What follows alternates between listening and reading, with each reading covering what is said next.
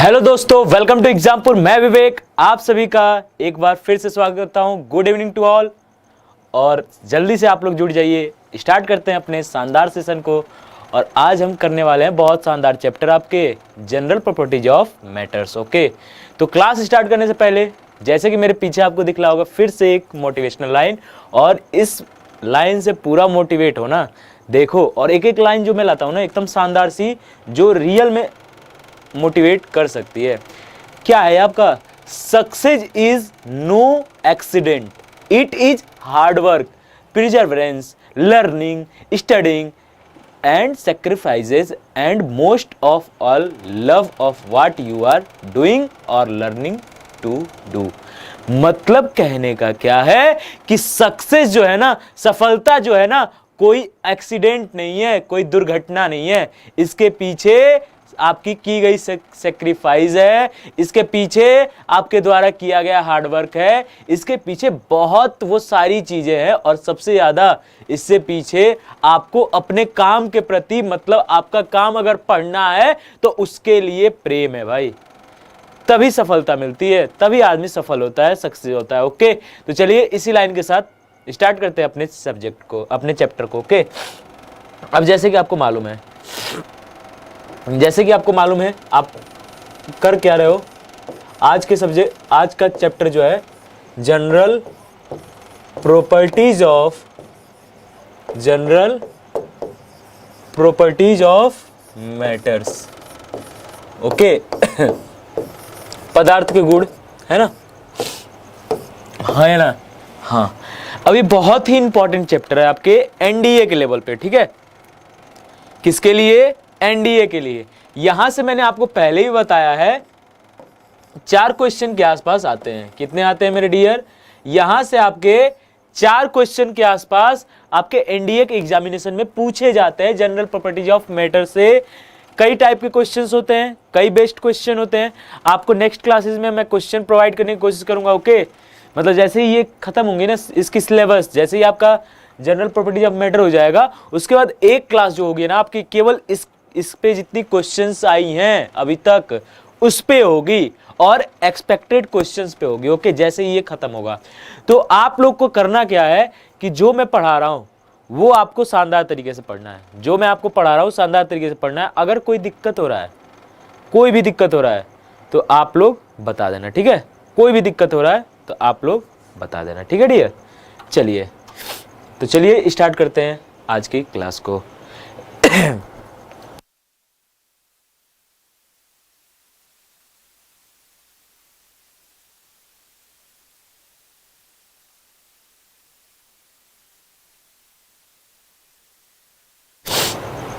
चलिए, तो थोड़ा सा आवाज़ धीमी आएगी इसलिए सर्दी हो गई है, समझ जाओ, और बहुत तेज वाली हो गई, शानदार वाली, समझे? तो भाई थोड़ी सी धीरे बोलूँगा, कॉम्प्रोमाइज़ करना। ओके, चलो स्टार्ट करते हैं मेरे भाई। आज जो है मैटर क्या होता है, पदार्थ क्या होता है, पदार्थ क्या होता है या फिर मैटर क्या होता है। तो आप कहोगे सर मैटर जो होता है, यहाँ पे देखना थोड़ा सा, यहाँ पे हमारे टाइपिस्ट महोदय ने कुछ गलतियाँ की है। और ये है आपका मैटर। क्या है? ये है आपका मैटर, ना कि मैथ्स। ओके, तो इसको आप लोग सही कर लेना।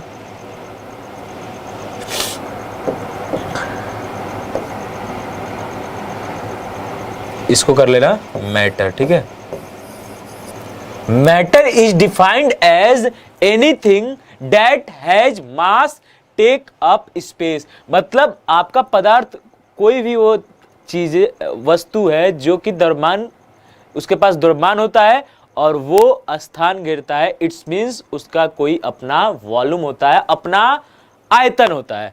वो उसे हम क्या कहेंगे मेरे डियर? उसे हम कहेंगे पदार्थ। जैसे कि हिंदी में यहां पे लिखा हुआ है, क्या लिखा हुआ है आपका मेरे डियर?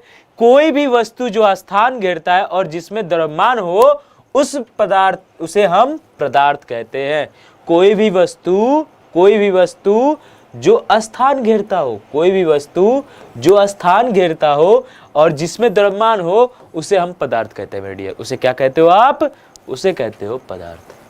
उसे आप कहते हो मेरे भाई पदार्थ। ओके, अब यहां पे आ जाता है कि यार मैटर कितने टाइप्स के होते हैं। जनरली ये तो आप बेसिक है, इसको थोड़ा सा तेज भी करेंगे कोई दिक्कत नहीं है। जनरली आप भी जानते हो मैटर, हम भी जानते हैं, आप भी जानते हो कि मैटर जो मेरे भाई होता है ना वो 3 प्रकार का होता है, ठीक है। मैटर जो होता है 3 प्रकार के होते हैं, 3 टाइप्स के। कौन कौन से होते हैं? तो देखिए जो मैटर 3 टाइप्स के होते हैं, मैटर जो होते हैं 3 टाइप्स के होते हैं। एक जो होता है मेरे भाई सॉलिड, एक क्या होता है, एक जो होता है, हाँ एक जो होता है मेरे भाई सॉलिड, ओके। एक होता है आपका सॉलिड, एक होता है आपका लिक्विड और एक होता है आपका गैस। 3 प्रकार के पदार्थ होते हैं, एक ठोस, एक आपका द्रव और एक आपका गैस। अब यहाँ पे अलग अलग टाइप से अब कैसे बांटा गया क्या है, जनरली तो आप जानते ही हो, प्रैक्टिकल तो आप जान ही रहे हो। ये आपका मोबाइल क्या है, ठोस है, ओके। या फिर मैं आपको अगर एग्जांपल दूं तो मेरे पास एक ये बोतल है, क्या है आपके पास, मेरे पास ये एक बोतल है।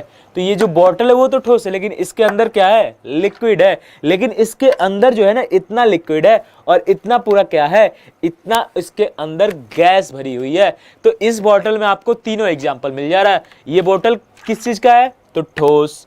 इसका जो आपका इसके अंदर जो इतनी है ना लेवल में, वो क्या है आपका, तो लिक्विड, द्रव कह सकते हो। और इसके बाहर इतना जो स्पेस है वो हवा इसमें भरी हुई है। तो इससे हम कह सकते हैं मेरे डियर कि हाँ यहाँ पे आपको तीनों एग्जाम्पल मिले हैं।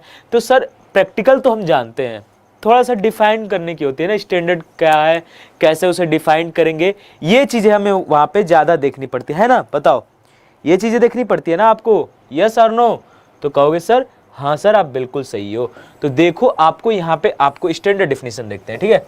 सबसे पहले हम देखेंगे सॉलिड के लिए, किसके लिए, सबसे पहले हम देखते हैं मेरे डियर सॉलिड के लिए, ठोस के लिए, ठोस के लिए या फिर सॉलिड के लिए। तो solid are substance, solids are substance in which intermolecular force are so strong। देखो main point, solid are substance, solid आपके वो पदार्थ होते हैं जिनके बीच intermolecular force are so strong. Intermolecular force जो होते हैं ना, इनके अणुओं के बीच, इनके आयंस, इनके एटम्स के बीच जो आपके इंटरमॉलिक्यूलर फोर्स होते हैं ना, वो आपके बहुत शानदार, मतलब बहुत ज्यादा स्ट्रॉन्ग होते हैं, okay. Strong that the molecules or ions remains almost fix at their equilibrium. मतलब क्या है कि लगभग वो अपने जगह पे जो है ना, इनके आयन या फिर मॉलिक्यूल जो है ना अपने जगह पे लगभग फिक्स हैं। जैसे ये ठोस है, अब इसके ये नहीं है ना कि इसको मैं ऐसे थोड़ा सा सेक कर रहा हूँ, सेक मतलब क्या, हिला रहा हूँ। तो इसका कोई भी आयन, कोई भी मॉलिक्यूल जो है ना अपने क्या कहेंगे, अपने प्लेस से या फिर अपने स्थान से या फिर अपने पोजीशन से कहीं इधर उधर नहीं हो रहा है, कितना भी कर लो। लेकिन वही एग्जांपल मैं इसमें दूं तो अगर थोड़ा भी करो तो देखो इनके मॉलिक्यूल जो है ना वो अपने स्थान को छोड़ रहे हैं, अपने पोजीशन को छोड़ रहे हैं। तो ये आपका लिक्विड। और गैस में तो बात ही छोड़ो, गैस की तो अलग लेवल की एग्जांपल है, उसको हम आसानी से चेंज कर सकते हैं, आसानी से। जैसे क्या है जैसे समझ जाओ कि जैसे क्या है कि आसानी से चेंज कर सकते हो। इंटरमॉलिक्यूलर फोर्स जो होते हैं ना एकदम ना के बराबर होता है, बहुत ज्यादा वीक होता है गैस के अंदर, तो उसकी आकार आप कैसे भी चेंज कर सकते हो, ओके। तो ये तो हो गया आपका एक सॉलिड का शानदार एग्जांपल। तो एक बार आप लोग स्क्रीनशॉट वैसे लेना चाहो तो ले सकते हो, ओके। जल्दी से एक बार आप लोग स्क्रीनशॉट ले लेना ताकि आपको बाद में नोट्स बनाने की जरूरत में आसानी पड़े, और साथ साथ नोट्स भी बनाया करो। नोट्स जब रहती है ना भाई आपके पास तो शानदार तरीके से पढ़ पाते हो, शानदार तरीके से उस चीज को कर पाते हो, ओके। तो चलिए चलते हैं नेक्स्ट आपका है लिक्विड। अब अगर मैं भाई लिक्विड को बताऊं, अगर मैं आपको लिक्विड को बताऊं आपके लिए, ठीक है, लिक्विड द्रव है। Liquids are substance in which intermolecular force are lesser than solid, lesser than compare to solid. अगर मैं सॉलिड से कंपेयर करूं ना इनके इंटरमॉलिक्यूलर फोर्स को, अगर मैं इनके इंटरमॉलिक्यूलर फोर्स को सॉलिड से कंपेयर करता हूं तो आपका इनके इंटरमॉलिक्यूलर फोर्स जो होते हैं ना, सॉलिड के कंपेयर में तो वीक होते हैं। ओके, सॉलिड के कंपेयर में क्या होते हैं? सॉलिड के कंपेयर में वीक होते हैं। सॉलिड के कंपेयर में क्या होते हैं? सॉलिड के कंपेयर में मेरे डियर वीक होते हैं। And their shape can be changed, और उनके शेप जो होते हैं ना वो आसानी से चेंज्ड किए जा सकते हैं। उनके शेप जो है उनके शेप जो है ना आसानी से चेंज किए जा सकते हैं। ठीक है, इस चीज को आप लोग देख लीजिएगा। द्रव वे पदार्थ होते हैं जिनके अणुओं के मध्य अंतराणविक बल ठोस की तुलना में कम होता है और उनकी आकृति में परिवर्तनशील होती है, मतलब परिवर्तन कर सकते हैं। अब आते हैं नेक्स्ट पे मेरे डियर। ठीक है, नेक्स्ट आपका जो टॉपिक है ना वो है गैस। क्या है? गैस। चलिए देखते हैं गैस को। ओके, थोड़ी सी सर्दी आप लोगों को भी प्रॉब्लम हो रहा है ना, बार बार ये क्या कर रहे हैं? सर्दी हो गई यार, बहुत शानदार वाली। शानदार मतलब समझो बहुत बेकार वाली। गैस, गैस क्या होती है यार? सांस नहीं लिया जा रहा। गैस क्या होता है? In gases intermolecular forces are very weak. इनके इंटरमॉलिक्यूलर फोर्स बहुत ज्यादा वीक होता है यार, बहुत ज्यादा वीक होती है। And their shape and volume can easily change, मतलब इनके शेप, साइज या फिर इनके वॉल्यूम में हम आसानी से चेंज कर सकते हैं। ओके, शेप, साइज, वॉल्यूम में जो है आसानी से हम चेंज कर सकते हैं। ओके, तो ये एग्जाम्पल किसका हो गया मेरे भाई? तो ये आपका एग्जाम्पल हो गया, सॉरी ये किसका हो गया? तो ये आपका हो गया गैस का। एग्जाम्पल लेना है, कोई भी गैस ले सकते हो। ओके, कोई भी एग्जाम्पल में गैस ले लो, सभी आपका हो जाएंगे इसके एग्जाम्पल में। वैसे एग्जाम्पल की जरूरत नहीं है।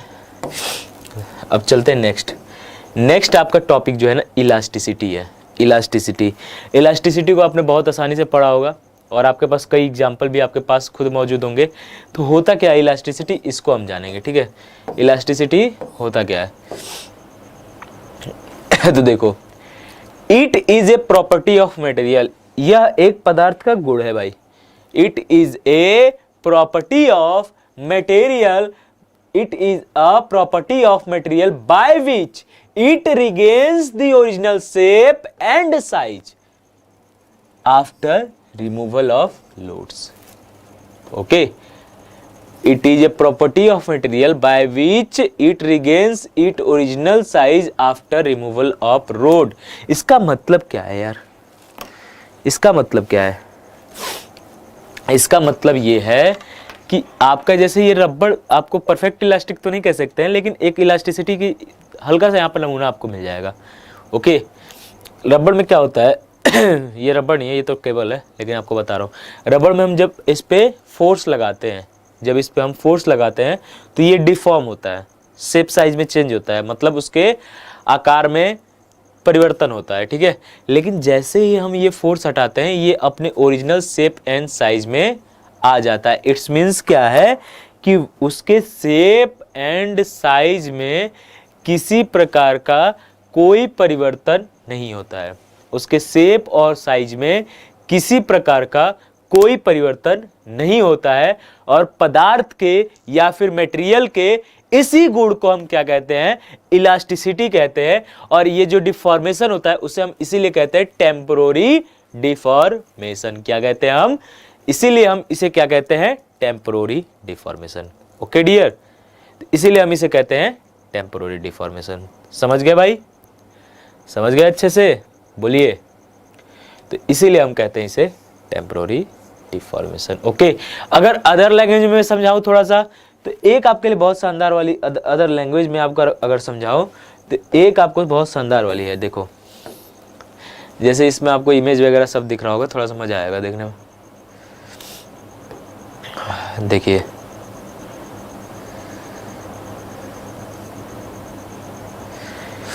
Elasticity is the ability of, क्या लिखा है यहाँ पे? Elasticity is the ability of a material or any object to resume its normal shape. मतलब क्या है कि अपने नॉर्मल शेप में वो हमेशा रहेगा it's normal shape after being compressed और स्ट्रेच्ड। मतलब इलास्टिसिटी पदार्थ का वह गुण है, इलास्टिसिटी पदार्थ का वह गुण है जिससे क्या होगा कि आपका जो ऑब्जेक्ट है या फिर मटेरियल है वो अपने एक नॉर्मल शेप में ही रहेगा, भले उसे आप कंप्रेस कर रहे हो या फिर उसे स्ट्रेच कर रहे हो। स्ट्रेच करो फैलेगा, लेकिन जैसे ही लोड हटाओगे ओरिजिनल शेप में आ जाएगा। कंप्रेस कर रहे हो तो आपका वो कंप्रेस होगा, लेकिन जैसे ही लोड हटाओगे ओरिजिनल शेप में आ जाएगा। स्ट्रेच करो या फिर कंप्रेस करो। ओके, अदर लैंग्वेज में हम इसको इस प्रकार से बता सकते हैं। तो ये तो आपका होता है मेरे डियर इलास्टिसिटी। क्या होता है आपका? ये तो होता है इलास्टिसिटी। ओके, ये आपका होता है मेरे भाई इलास्टिसिटी। अब कहोगे सर इतना तो सही है, इलास्टिसिटी भी समझ में आया, यहाँ तक तो अच्छे से समझ में आया और आपको आई होप अच्छे से समझ में भी आया होगा। अगर किसी भी टॉपिक से दिक्कत हो रही होगी, समझ में नहीं आ रहा होगा, इसलिए कि ये जो आपकी वीडियोस है ना, हम सभी तो जा रहे हैं दिवाली पे, आपको भी मालूम है, तो ये चल रही है प्रीमियर पे।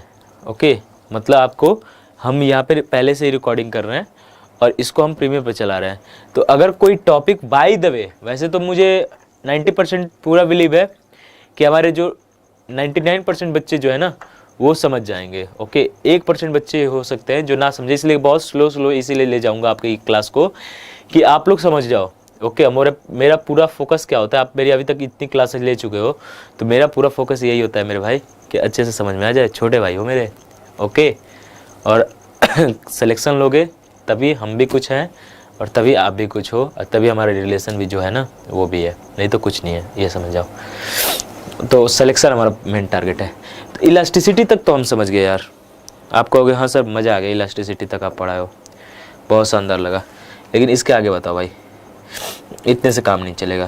तो मैं बोलूँगा भाई इलास्टिसिटी तो पढ़ लिए, लेकिन उसी का कहेंगे ना एक बड़ा भाई है प्लास्टिसिटी। ओके, इलास्टिसिटी को हम प्रत्यास्थता कहते हैं और हिंदी में भी आपको दिया होगा। अब ये है आपका प्लास्टिसिटी। क्या होता है? If a body remains in the deformable state या deform state and does not even partially regain it original shape after the removal of deforming force, it is called perfectly inelastic या फिर plastic body. कहने का मतलब क्या है? कहने का मतलब इसका यही है मेरे भाई कि ये कह रहा है ना कि जो अब मान लो किसी बॉडी पे आप फोर्स लगा रहे हो, ठीक है, वो डिफॉर्म हुआ, लेकिन आप फोर्स हटा रहे हो ना, तो वो अब जो डिफॉर्मेबल शेप है ना, जो डिफॉर्म हुआ था, जिस शेप को वो अभी धारण किया था फोर्स लगाने पे, उसी को वो एक्वायर कर ले रहा है। मतलब क्या है कि एक प्रकार का आपका मेरे भाई, एक प्रकार का आपका परमानेंट डिफॉर्मेशन है। क्या है? परमानेंट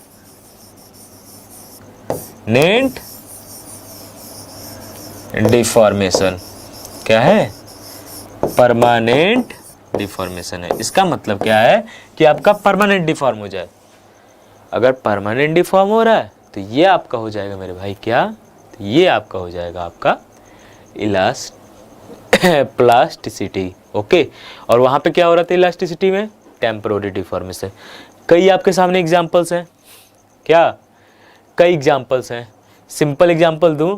सिंपल में अगर आपको एग्जांपल दूं तो जो आपसे डेली उसको आप ग्रहण करते हो, डेली उसको आप भोजन के रूप में अपने डिनर या फिर ब्रेकफास्ट या फिर लंच में आप लेते हो, आप रोटी बनती किससे? आटे से। तो आटा जब आपका गूंदा जाता है ना, फ्लोर जब आपका गूंदा जाता है, मतलब उसको पानी के साथ होता है ना, तो उस समय देखना आप जिस शेप में उसको फोर्स लगा कर दो वो उस शेप को एक्वायर कर लेगा। या फिर गिल्ली मिट्टी ले लो, है ना, मूर्तियाँ वगैरह बनाते हैं, देखते हो जिस शेप में हम उसको ढालते हैं ढल जाता है। कई चीज़ें ऐसी हैं, जैसे आप क्या कहते हैं, आप ले सकते हो आयरन वगैरह का रड, उस पर फोर्स लगा के आप उसे मोड़ दो, देखो फिर उस शेप को वो एक्वायर कर लेगा। ओके, तो उसे क्या कहेंगे हम? प्लास्टिक। वो उस मटेरियल के उस प्रॉपर्टी को हम क्या कहेंगे? मटेरियल के उस गुण को हम क्या कहेंगे? तो उस गुण को हम कहेंगे मेरे डियर प्लास्टिसिटी। क्या कहेंगे? प्लास्टिक।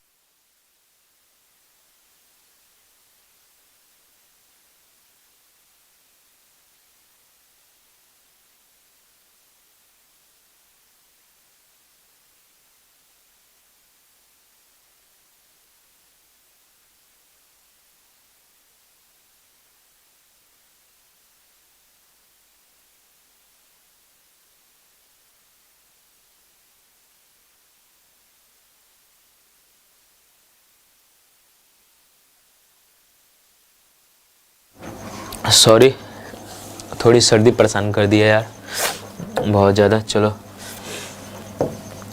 तो क्या, अब हिंदी वाले देख लेंगे एक बार। पदार्थ का वह गुण जिसके कारण विरूपक बल हटा लेने पर कोई पिंड पुनः अपनी प्रारंभिक आकृति तथा आकार प्राप्त करने में असमर्थ रहता है तो प्लास्टिक कहते हैं। ठीक है, क्या कहते हैं? तो प्लास्टिकता कहते हैं। क्या कहते हैं इसको? प्लास्टिकता। ओके, चलो चलते हैं नेक्स्ट पे। यहां तक तो आप लोग अच्छे से समझ गए। अब नेक्स्ट टॉपिक एक आती है आपकी बुक्स वगैरह में, आप 11th में भी पढ़े होगे, तो एक टॉपिक आया होगा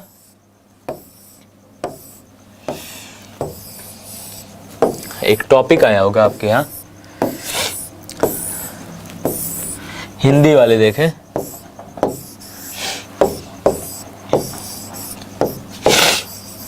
सॉरी,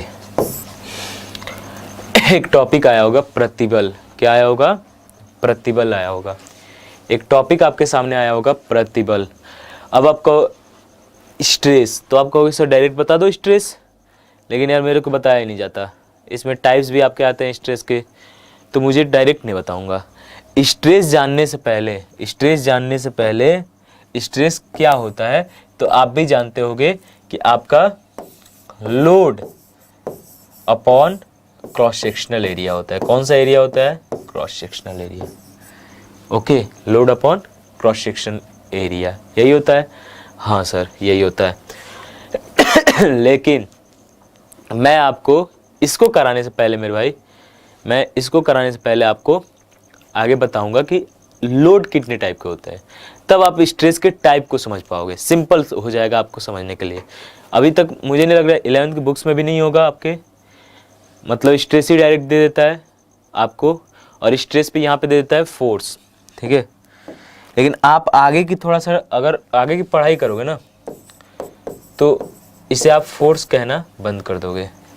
ओके, इसे फोर्स कहना बंद कर दोगे, ये लोड है। ओके, इस टाइप के फोर्स को हम लोड कहते हैं। ठीक है, तो load upon cross sectional area होता है। ठीक है, या फिर हम यहाँ पे आपके 11th वगैरह के बुक्स में, या फिर आप एनडीए वगैरह की बुक लिए होगे, या फिर कुछ और फिजिक्स की अच्छे ऑर्थर की बुक लिए होगे, तो उसमें भी आपका लिखा होगा मेरे डियर फोर्स अपॉन एरिया।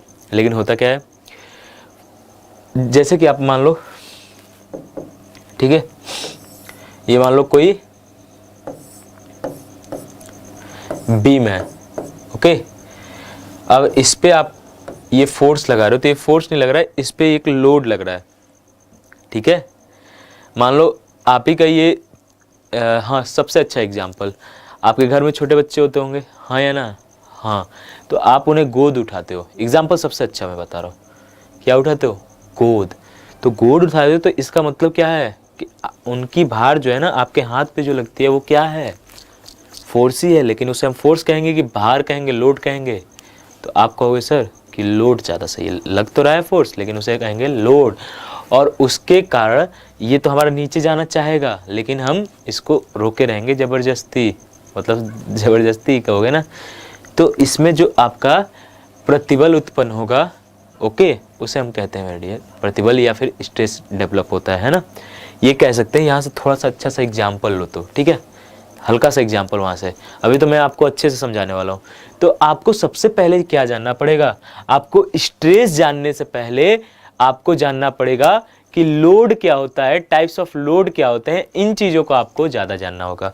तो चलते हैं, देखते हैं कि टाइप्स ऑफ लोड देखते हैं। ठीक है, टाइप्स ऑफ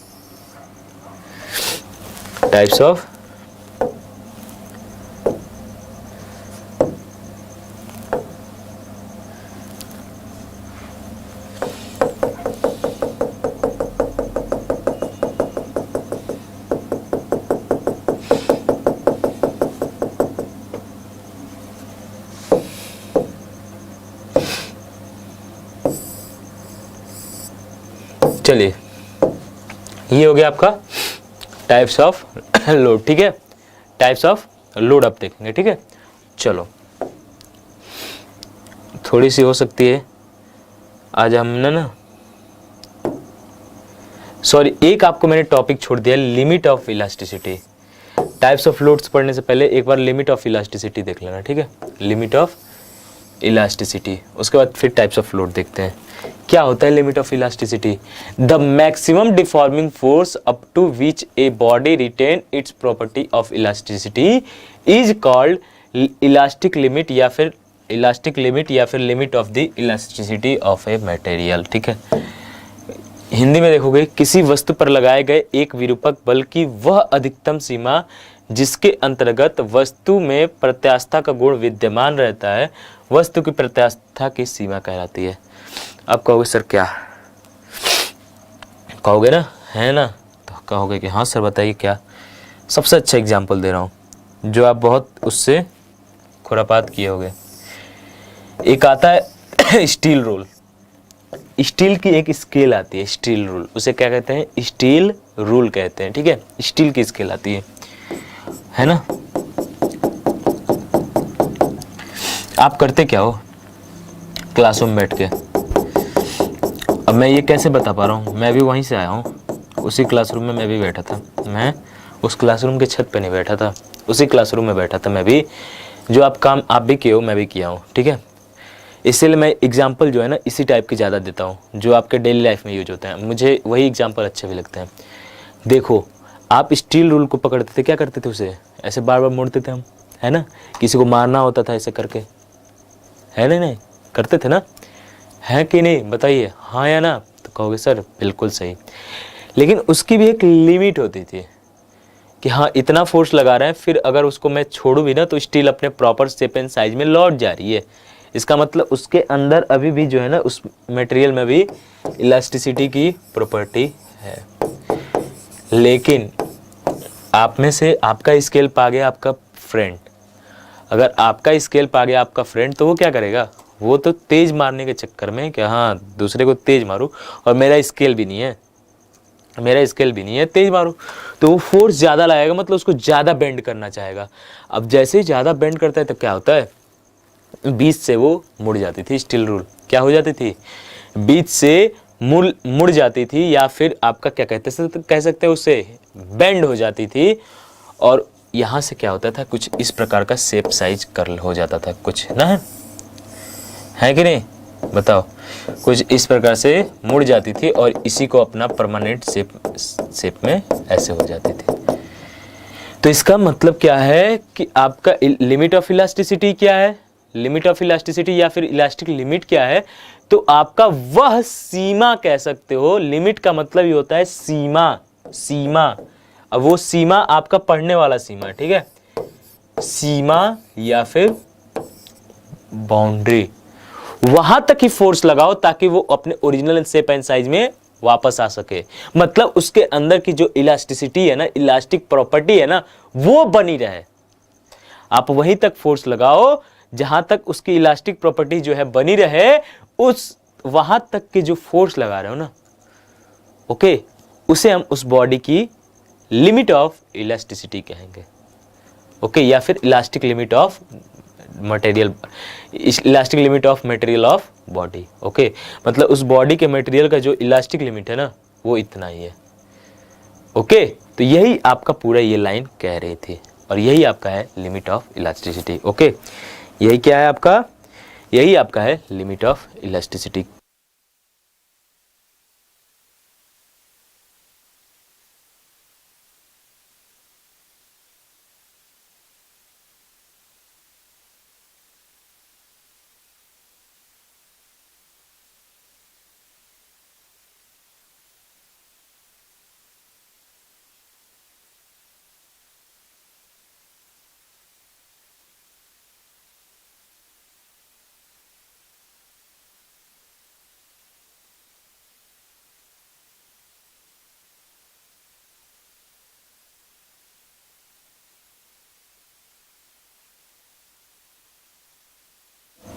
चलिए ठीक है, थोड़ी सी सर्दी से परेशान हो, ठीक है, चलो कोई नहीं।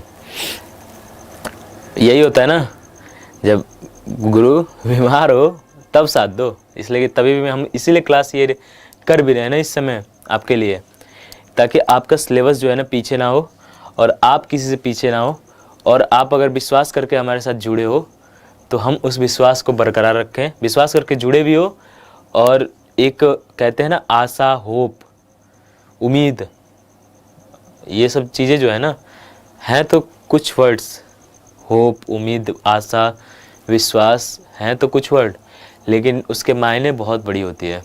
और जिस दिन आपको भी किसी से, आप पे भी कोई अगर आशा करता हो, विश्वास करता हो, तो फिर वो एक तरफ से बहुत लगता है जैसे कि कोई पवित्र ग्रंथ दे रखा है, उसको फिर हम कुछ नहीं कर सकते, नष्ट नहीं कर सकते, वैसे टाइप का होता है।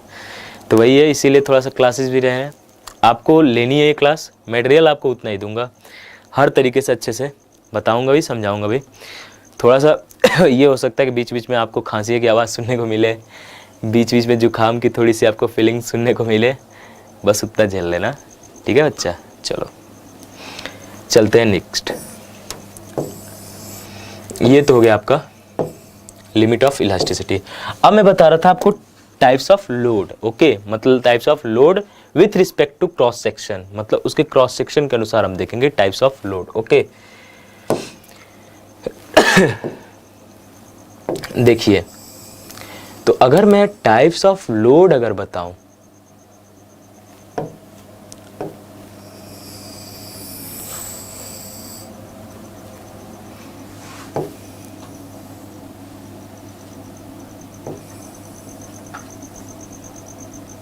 लीजिए हो गया types of load with respect to cross section. अब देखो कैसे क्या कह रहा हूं मैं, मतलब ये मान लो, अच्छा येलो बन गया, लीजिए मान लो ये कोई रेक्टेंगुलर ऑब्जेक्ट है, ओके,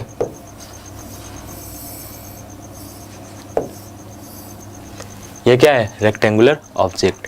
तो इसके क्रॉस सेक्शन के रिस्पेक्ट में हम देख रहे हैं, इसके ये क्रॉस सेक्शन होगा ना, cross section, okay, cross section जो होगा अनुप्रस्थ काट क्षेत्रफल, उसे हम क्या कहते हैं, क्रॉस सेक्शन इंग्लिश में कहते हैं। तो इसके हम क्रॉस सेक्शन के रिस्पेक्ट में देख रहे हैं।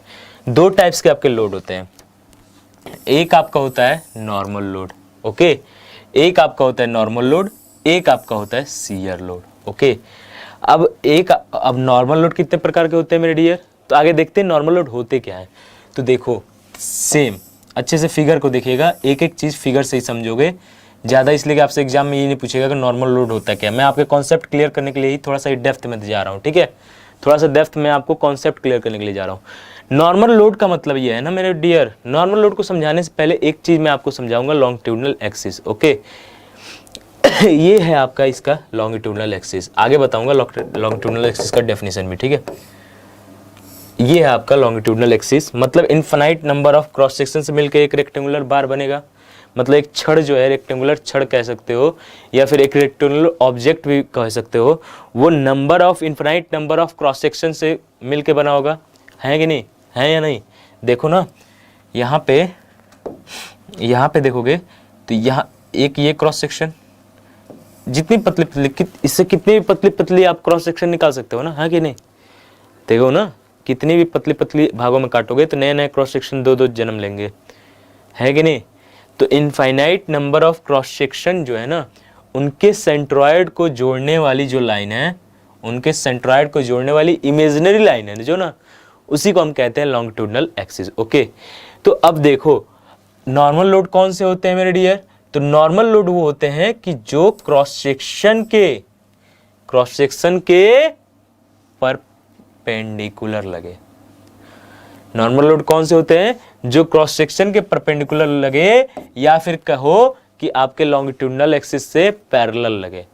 ये लॉन्गिट्यूडनल एक्सिस है, इसके पैरेलल लगे, या फिर आपके क्रॉस सेक्शन के परपेंडिकुलर।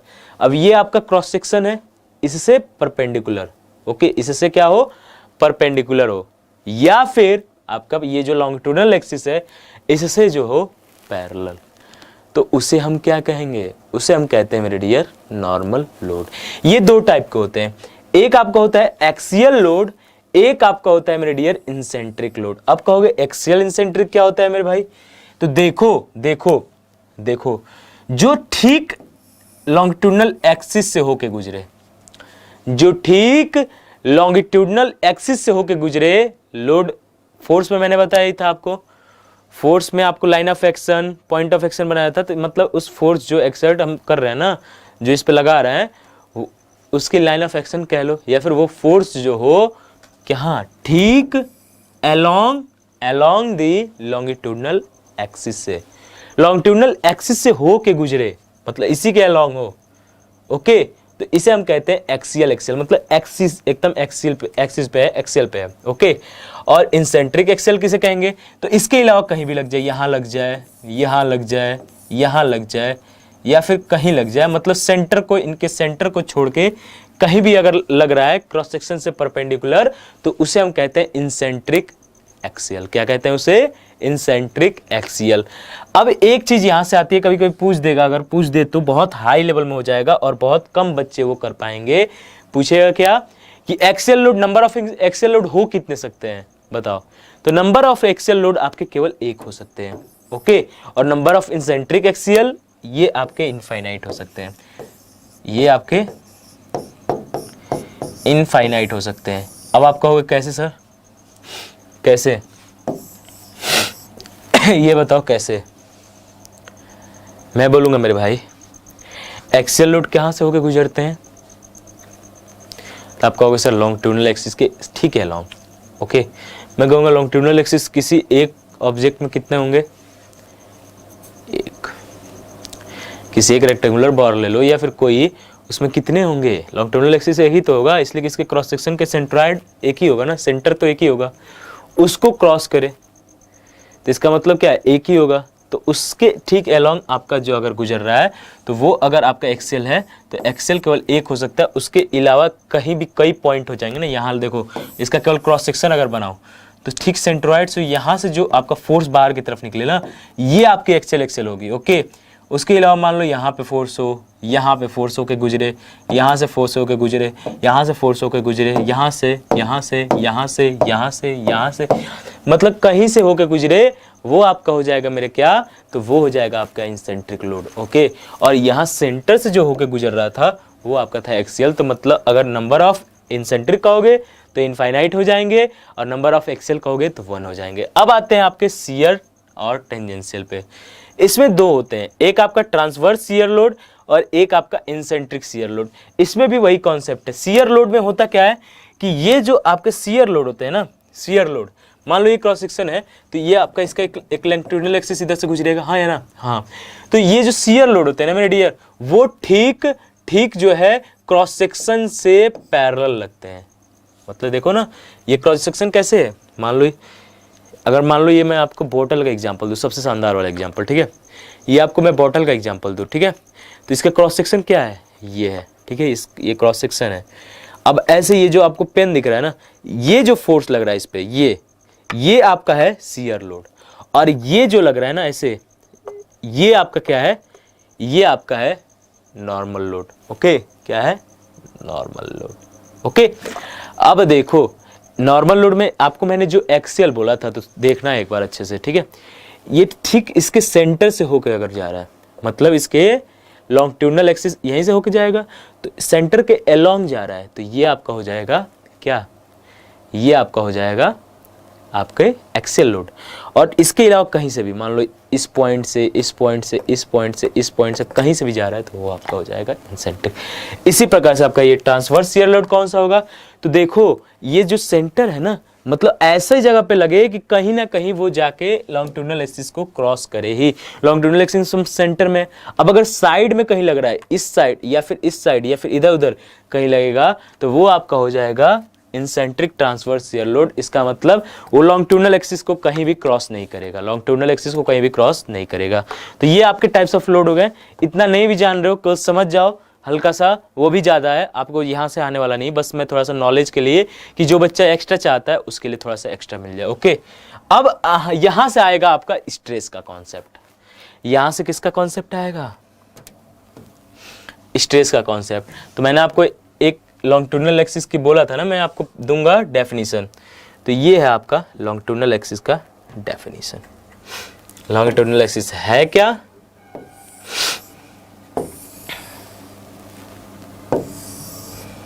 देखिए तो लॉन्गिट्यूडनल एक्सिस है क्या सर? आप पूछोगे कि सर लॉन्गिट्यूडिनल एक्सिस है क्या, तो देखो क्या है, it is an imaginary line perpendicular to the cross section and power through its centroid. It is an imaginary line perpendicular to the cross section and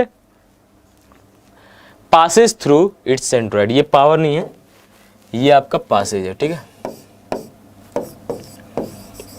passes through its centroid। Okay, तो ये एक imaginary line है जो कि cross section से perpendicular होता है, लेकिन आपके उसके क्रॉस सेक्शन के सेंट्रॉइड से होके गुजरता है, ठीक है। तो इसी को हम कहते हैं मेरे डियर लॉन्गिट्यूडनल एक्सिस। ओके, इसी को हम क्या कहते हैं, लॉन्गिट्यूडनल एक्सिस। ओके, अब इस वीडियो में आपने ये पढ़ लिया कि टाइप्स ऑफ लोड क्या होते हैं, लॉन्गिट्यूडनल एक्सिस क्या होता है। अब अगला जो आपका वीडियो आएगा ना, अगला, उसमें आप लोग पढ़ोगे स्ट्रेस, स्ट्रेन और हुक्स लॉ, फिर आप इलास्टिक कांस्टेंट के बारे में पढ़ोगे। ओके, इलास्टिक कांस्टेंट के बारे में पढ़ोगे, और आगे फिर वहाँ पे एक वीडियो में वो कर लेंगे, और एक में फिर आपका फ्लूइड्स के थोड़े आ जाएंगे, हाइड्रोस्टैटिक्स का आ जाएगा, वो पार्ट आप पढ़ लोगे। 3 वीडियो के अंदर हम कोशिश करेंगे, 3 से 4 वीडियो के अंदर जनरल प्रॉपर्टीज ऑफ मैटर को हम सिमट दें, ठीक है, मतलब उसको हम निपटा दें। 3 से 4 वीडियो के अंदर हम जनरल प्रॉपर्टीज ऑफ मैटर्स को निपटा दें, और आगे जो है एक क्वेश्चन की क्लास लगा के आपके लिए अक्टूबर का शानदार से समापन करें। और कल आपके लिए दिवाली भी है।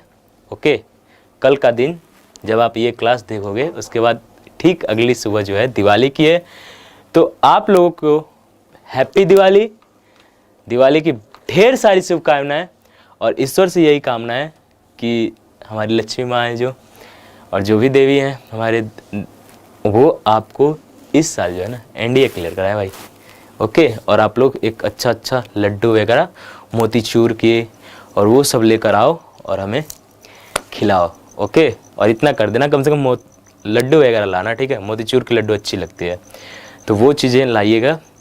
और पटाखे वटाखे कम जलाना, वैसे भी सरकार रोक लगा रही है, थोड़ा सा पटाखे कम जलाना, फुलझड़ी वगड़ी थोड़ा सा जलाना, फुलझड़ी जलाना भाई, बहुत लोग देखते हैं केवल, तो आपको क्या करना है, जलाना है।